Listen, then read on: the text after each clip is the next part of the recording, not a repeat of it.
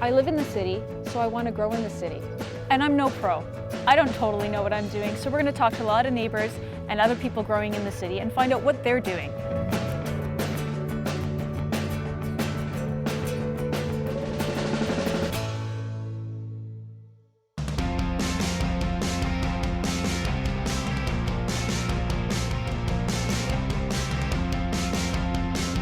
It's the beginning of July, and just kind of comparing to last year, I think this is going to be better than last year.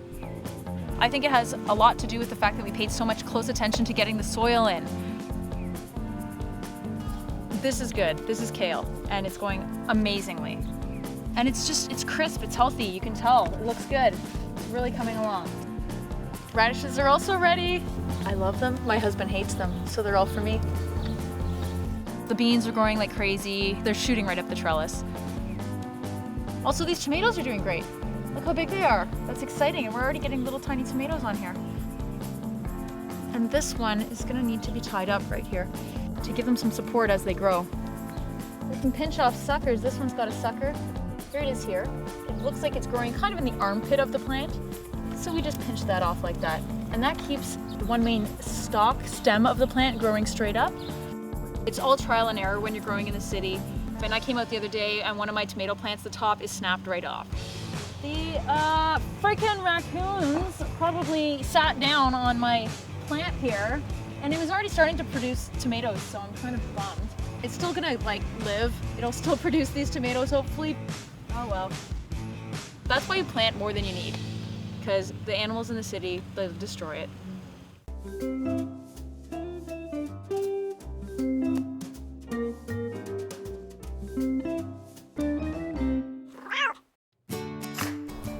A lot of people might think it's impossible to grow in a major city, but I'm going to prove you wrong and show you different. Hey, I would like to get some raspberries. All right, we'll grab a basket and let's go get them. The genesis of this garden was actually a farm. In 2008, our councillor said, what are we going to do with this vacant lot? I think we should have a farmer's garden. Pick the dark ones. They're called black raspberries and they're pretty good too. But they're small. They're small, yeah. They don't come any bigger. Is this a sweet one? Mm-hmm. Oh, that one's a nice one. All right, pick it. We put a list up on a little board we have in our cart, and we say what produce is ready for picking. So how much fresher can it get? Oh, these are my grasshoppers. Do grasshoppers eat onions? No, they eat grass. Yeah, just grass. That's why they're called grasshoppers, right? And some other plants. Oh. These are the onions. These are the onions you planted. And did you know how to plant them? Yeah, last year we made the mistake of putting them on the side and upside down.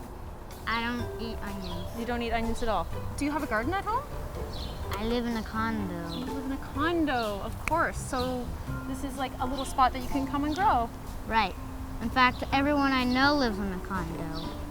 Last year I planted beets over in the north garden. So yeah. Did you eat those? I don't like beets either. But I do like beans. Those are beans right there. Very cool. Well, thank you for showing me your onions. Oh yeah, there's a good looking one here. All right, let's go I told check. Michelle to keep her cotton picking fingers off the zucchini. I'm a volunteer here at Parkview Neighbourhood Garden in the city of Toronto. Well, I am a professional gardener. I've been doing this all of my adult life. You should pick that one before it gets too much bigger. What kind of varieties of zucchini are growing in here? There's two kinds. This is Dark Star.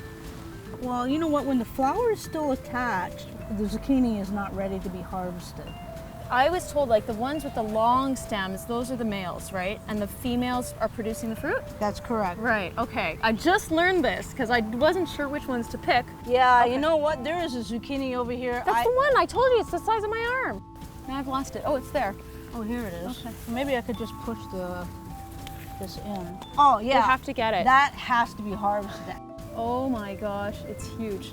There you go. Oh, see it is! The size of my your arm. forearm. All the stuff that you harvest, we then sell it. Mm-hmm. Like you use some of the money to get the plants for next year. We do, and we also donate 25% of our revenue to a local charity. None of us get paid. None of us get paid to do this, but it is very rewarding. You sow and you see the fruit of what you've done, right? And then it creates human ties too. What is this? About 3 years ago, we had a professor from York University ask if he can deposit beehives. At the end of the season, they come and collect the data to see what the bees have done. Declining number of honeybees is staggering. And I guess it helps with having bees around your garden.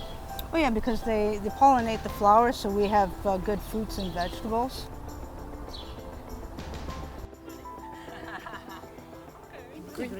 Green one, okay.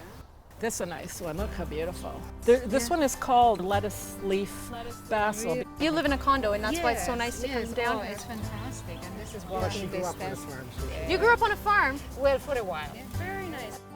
In urban Toronto with condos surrounding us, it's a completely community effort, and that's what we want.